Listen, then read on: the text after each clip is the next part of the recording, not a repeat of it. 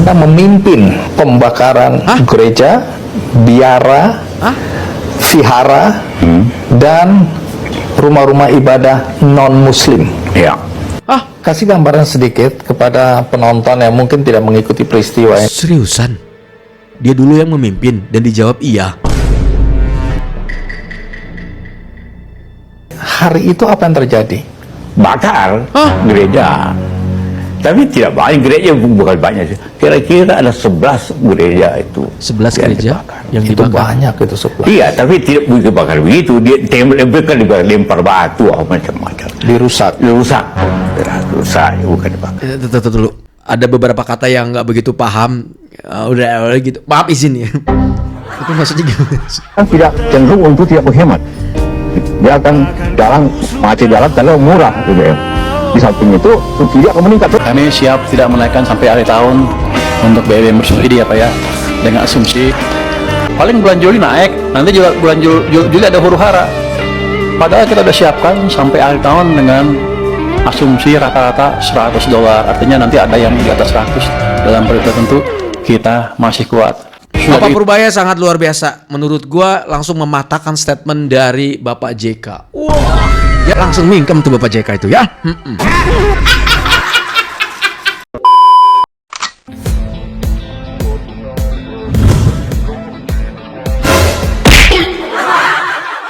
Halo guys, assalamualaikum warahmatullahi wabarakatuh. Selamat datang lagi semuanya para pemirsa yang budiman, yang cantik, yang ganteng, dan cetar membayar.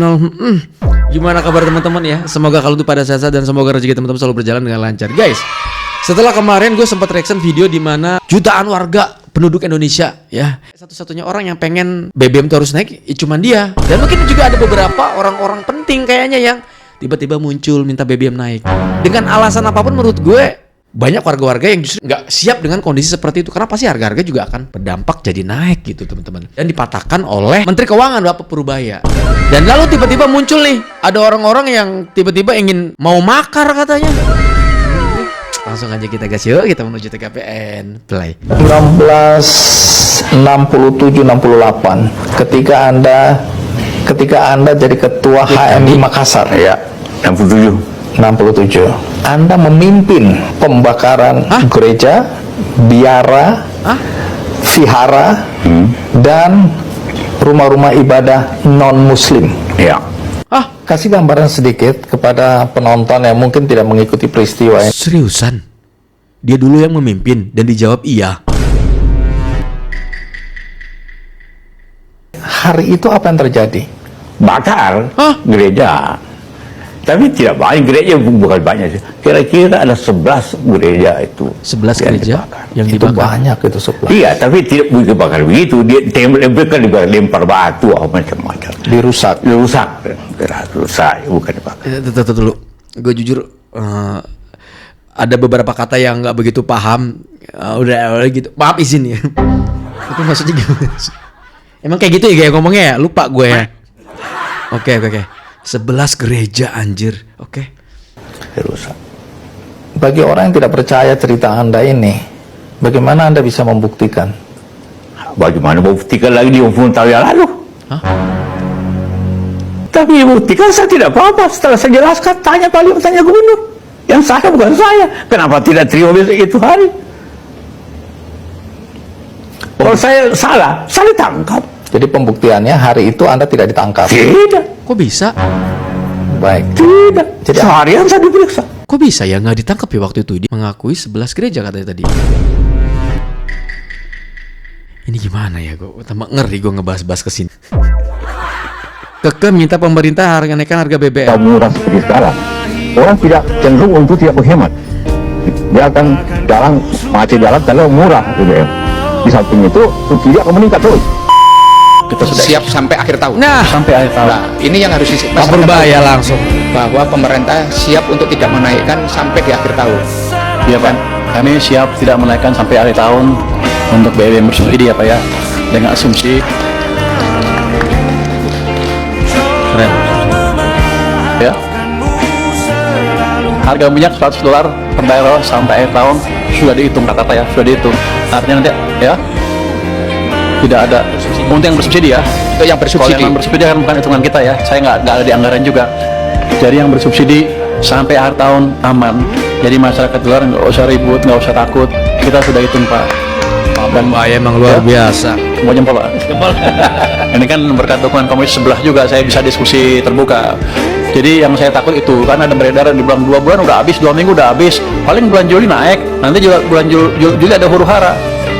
Padahal kita udah siapkan sampai akhir tahun dengan asumsi rata-rata $100. Artinya nanti ada yang di atas 100 dalam periode tertentu. Kita masih kuat dengan existing anggaran yang ada.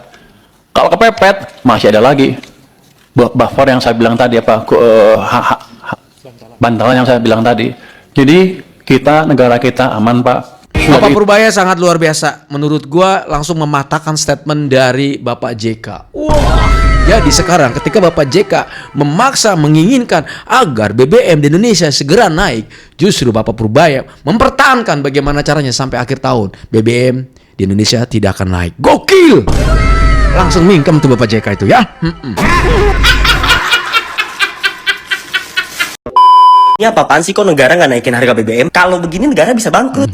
Jaga congor lu. Presiden sama menteri-menteri udah kerja sat-sat nahan harga BBM supaya nggak naik. Negara hadir jadi perisai. Bahkan sampai ngeluarin subsidi energi tambahan sampai 100 triliun. Cuma buat jaga dapur rakyat tetap ngebul. Karena kalau BBM naik yang paling awal kena dampak itu ya masyarakat menengah bawah. Daya beli bisa hancur, harga sembako naik gila-gila. Efeknya kemana-mana. Pemerintah milih nanggung beban ratusan triliun daripada masyarakatnya yang sengsara. Malah sekarang kok ada yang teriak minta BBM dinaikin. Logikanya di mana? Tentu pemerintah udah menghitung semuanya. Negara tetangga udah pada krisis, kita masih stabil, nggak langka, nggak naik, harusnya bersyukur bukan malah nyinyir. Singkat padat langsung paham ya. Gimana tanggapan kalian? Ya, ini apa? Bener lo sih Bang, bener lo Bang. Temen-temen tahu nggak? Lu bakal bisa lihat ya, musuhnya Prabowo ini bakal bermunculan. Hah? Tahu nggak kodenya apa? Apa Bang? Orang-orang yang berlomba-lomba minta pemerintah naikin harga BBM. Lu bakal lihat dalam seminggu ke depan bakal banyak orang-orang. Ini gua kasih tahu tips and trick nih buat Prabowo. Oke.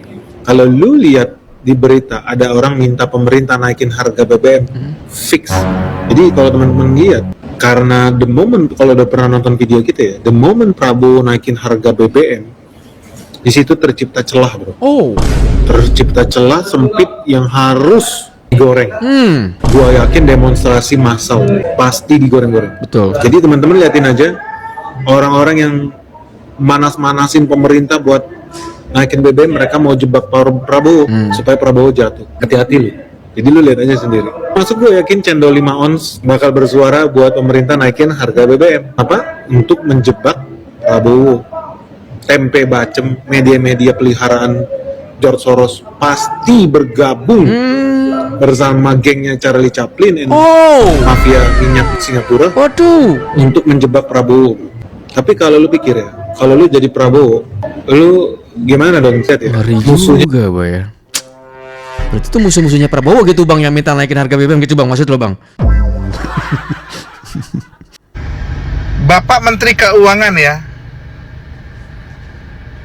baru-baru ini sudah memberi klarifikasi dan memberi pernyataan yang jelas di hadapan para anggota Dewan bahwa BBM bersubsidi tidak mengalami perubahan sampai akhir tahun.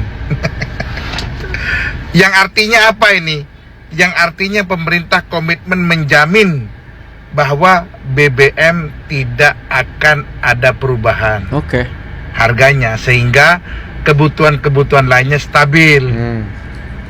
Dan ini membuat Pupus, si itu ya, tahu Pupus? Itu lagunya Dewa 19, iya. Pupus. Jadi tidak ada harapan lagi untuk membuat onar. Iya. Untuk membuat onar yang mengharapkan BBM naik. Iya. Habis sudah. Tidak tahu apa lagi yang mereka pikirkan sekarang. Apalagi negara tetangga lainnya ya. Udah naik kan ya. Contoh Malaysia. Netizennya saja sudah mulai memuji-muji Pak Prabowo itu. Bahwa negaranya tidak bisa mencontoh Indonesia dapat menstabilkan harga BBM-nya. Yang ini apa artinya? Pak Prabowo komitmen untuk masyarakat kelas bawah. Nah, kembali lagi kepada pembicaraan Pak JK kemarin yang ingin menaikkan harga. Ya wajar lah. Wajar. basicnya Bapak JK adalah pedagang. Oh. Tidak mau ambil pusing. Iya betul. Pedagang adalah satu, hanya untung, tidak buntung. Yes. Nggak tahu lainnya mau berbuat apa, yang penting dia untung. Nah, itulah mental para pedagang kalau menjadi pejabat negara. Makanya jangan pilih sudah para pedagang nanti kalau ingin mencalonkan diri 2029, jangan dipilih. Kalau di belakangnya ada para pedagang, ada calon presiden di belakangnya pedagang, jangan pilih. Berbahaya. Inilah kekuatannya. Kalau presiden dari militer begini, dia tulus ikhlas membantu rakyat kecil. Jadi ya, pupus sudah yang akan merencanakan sesuatu berkenaan dengan harga BBM yang dinaikkan. Iya. Apalagi yang mau dipikirkan nih? Sudahlah. Pak Prabowo the best ya. Menstabilkan harga minyak dikala minyak dunia melambung tinggi dan pasokan berkurang. Negara lain sudah menyerah. Angkat tangan. Tapi presiden kita tetap berjuang untuk kita. Saya tunggu komennya ya. Dan curious payment dari Korea Selatan. Oh, belum lagi investasi 157 triliun dari Cina. Oh, belum lagi 600 triliun dari Amerika. Ini berarti maksudnya jalan-jalan ya. Harus mulai turun gunung mendekati tokoh-tokoh lain. Tokoh-tokoh yang lain itu siapa sih? Jangan-jangan selama ini bapak ini ya pembisiknya. Kita tidak bisa duduk diam dan harus melakukan pergerakan. Harus mulai turun. Aduh, lagi-lagi agitasi. Ini masyarakat mau disuruh turun kemana sih? Semakin kau kompori, itu nanti ekonomi gak stabil. Dan yang terdampak ya masyarakat bawah juga. Iya. Kalau kalian pernah baca ya, ada novel bagus tuh yang berjudul Animal Farm, karya George Orwell. Kalau kalian baca ini, kalian itu akan tahu bagaimana idealisme itu awalnya memang berangkat dari semangat kesetaraan. Seperti apa yang digaungkan oleh bapak-bapak ini ya. Tapi pada akhirnya ya tetap semua itu berubah jadi alat kekuasaan yang baru. Jadi ya ini cuma soal kepentingan segelintir orang juga sih pada akhirnya. Pokoknya ada anggarannya, pokoknya ada. Hah? Ada anggarannya. Saya alternatifnya bukan pada prosedur yang formal impeachment seperti itu. Itu tidak akan jalan.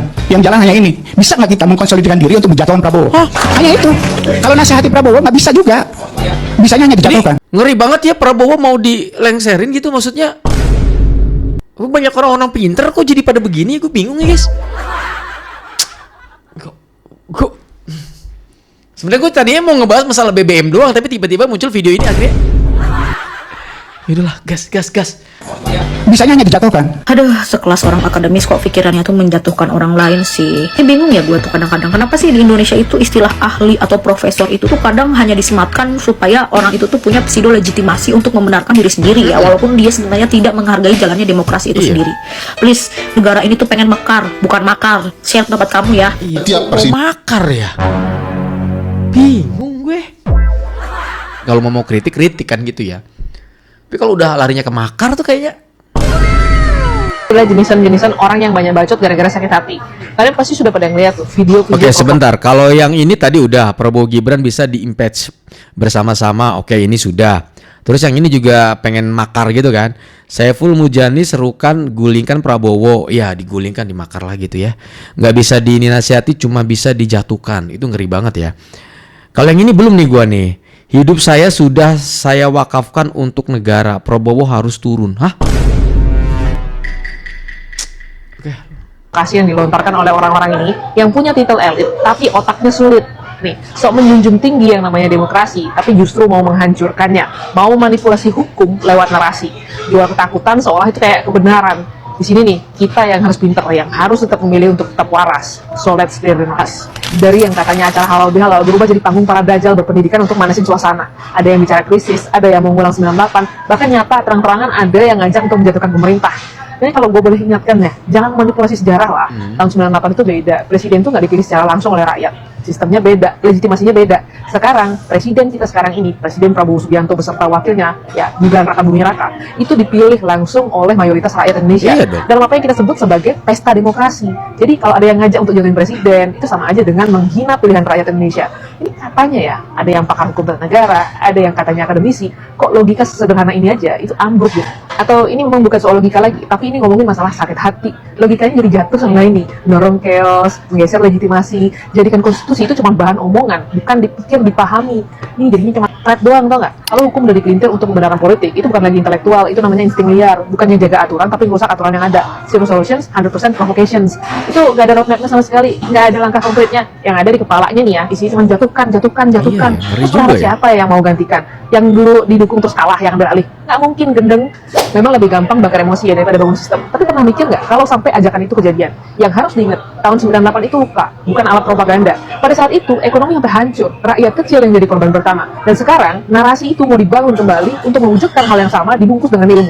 Ini amit-amit ya, kalau chaos sampai terjadi, siapa yang mau tanggung jawab? Yang teriak-teriak di forum itu, yang katanya punya pendidikan yang titelnya elit-elit tapi otaknya sulit itu, bullshit. Peduli nggak mereka? Iya bener juga sih. Parah sih menurut gue. Asli.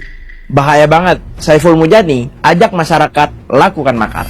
Bisa nggak kita mengkonsolidasikan diri untuk menjatuhkan Prabowo? Kalau nasihati Prabowo nggak bisa juga, bisanya hanya dijatuhkan.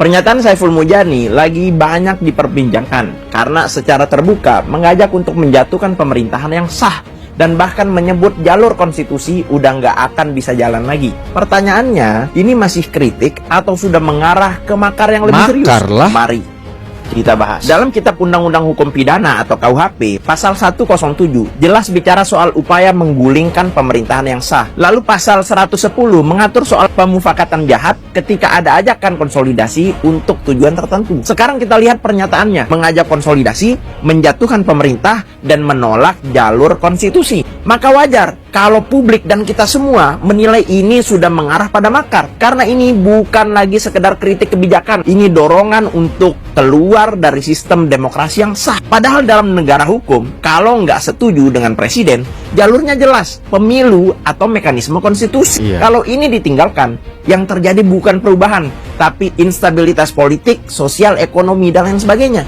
Jadi ini bukan soal suka atau nggak suka terhadap pemerintahan, tapi soal menjaga sistem negara tetap berjalan sesuai aturan. Dan ini berbahaya banget. Masa kita rela negara ini diobok-obok dengan narasi makar seperti ini? Kalau nggak ditangkap, menurut keyakinan gua, ini sangat berbahaya. Kalau kalian diam, berarti kalian juga ikut melakukan makar. Gimana menurut kalian? Makar itu kan biayanya banyak, Cok. Iya kan? Aduh, ampun. Provokator yang mau nurunin Pak Prabowo. Emang kenapa sih Pak Prabowo mau diturunin tuh? Kenapa? Apa karena di eranya Pak Prabowo koruptor-koruptor ditangkepin, mafia-mafia disikatin? Atau karena efisiensi yang dilakukan Pak Prabowo bikin oknum-oknum pejabat yang selama ini poya-poya pakai duit pajak kita ini udah nggak punya celah kah? Atau karena petani di eranya Pak Prabowo ini bisa beli pupuk subsidi dengan mudah dan murah kah? Atau karena ada puluhan juta anak Indonesia yang sekarang dapat MBG kah? Atau karena sekolah rakyat mungkin? Gara-gara sekolah rakyat nih, anak-anak dari keluarga miskin ekstrim sekarang bisa sekolah full gratis di asrama kah? Atau karena BBM nggak naik kah? Iya. Bukan juga. BBM nggak naik. Apa karena capres yang didukung kalah? Nggak punya jabatan? Lapar? Aus? Lapar. Aus ya? Jadi kemana-mana yang ngerembetnya nih guys ya masalah BBM ya. Aman ya, kan gue udah pernah bilang kalau mau mengkritik itu jangan pakai dendam. Dan kalau pengen ngebela itu otak dan hati kita ada di masyarakat, jangan ada di pejabat. Biar apa yang kita omongin itu objektif. Jangan kayak sekarang tiba-tiba makar Pak Saiful Mujani, makar, mending urusin makan Pak.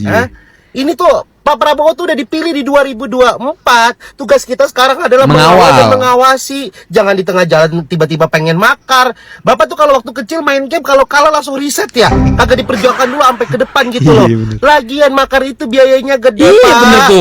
Kalau udah makar biayanya gede, nanti kerusuhan, bakar-bakar. Itu kita pusing mengkritik, nanti ada yang bilang lagi ekonomi anjlok Bang ya. Itu kan dibakar juga pakai uang kita, uang pajak kita diriinnya. Mata lu, kalau udah makar, chaos, kebakaran di mana-mana, Indonesia otomatis bangkrut. Terus siapa yang mau gantiin? Siapa?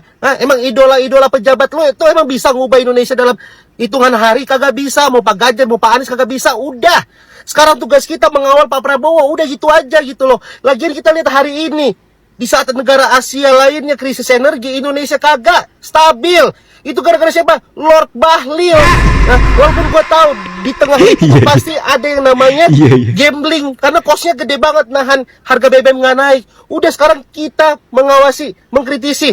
Yang jelek kita kritikin, yang bagus kita puji, Iyalah. kita bela, kita kawal. Udah gitu aja. Karena Indonesia ini masih banyak kekurangannya, tapi bukan makar juga. Loh, urusin aja dulu kritik. Aduh, makar anjir. Jadi menurut saya alternatifnya bukan pada prosedur yang formal impeachment seperti itu. Itu tidak akan jalan. Yang jalan hanya ini. Bisa nggak kita mengkonsolidasikan diri untuk menjatuhkan Prabowo? Di momen halal bihalal diisi dengan pidato-pidato sok paten, pidato-pidato yang memprovokasi bangsa sendiri, pidato-pidato yang mengajak orang lain untuk menjatuhkan pemerintah di momen halal bihalal. Jadi saya agak miris ya menyaksikan pidato-pidato di acara halal bihalal itu. Teman-teman, memang ada kelompok masyarakat di bangsa kita maupun di negara lain yang itu mengaku pejuang demokrasi, tapi mereka mengukur demokrasi itu dengan isi perutnya sendiri, mengukur demokrasi itu dengan perasaan dan keinginannya sendiri. Jadi kalau keinginannya kesampaian, kalau perasaannya terpenuhi, kalau dia terlibat dalam sebuah kebijakan, maka dia akan bilang demokratis.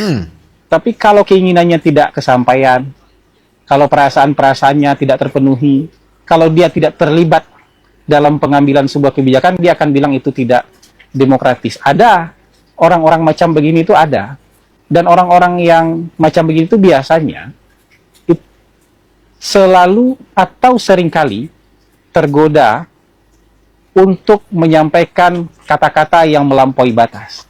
Kata-kata yang melampaui batas itu adalah, ayo kita jatuhkan pemerintah. Ayo kita gulingkan pemerintah.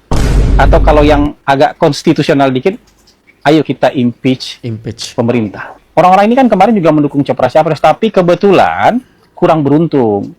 Di pemilu terakhir mereka kurang beruntung. Jadi, ya yang mereka dukung tidak menang. Dan hari ini yang berkuasa, orang yang tidak mereka dukung. Dan mungkin ini hasrat untuk berkuasa tanpa pemilu ini ya meronta-ronta dalam hidupnya. Mereka ingin menempuh sebuah jalan untuk berkuasa tanpa melalui proses demokrasi. Mereka itu ngakunya pejuang demokrasi, tapi nggak pernah mau paham apa esensi demokrasi. Ngeri banget ya. Sebelum gue paling anti kalau udah bahas politik terlalu lebih jauh. Tapi ketika gue perhatiin menarik gitu teman-teman.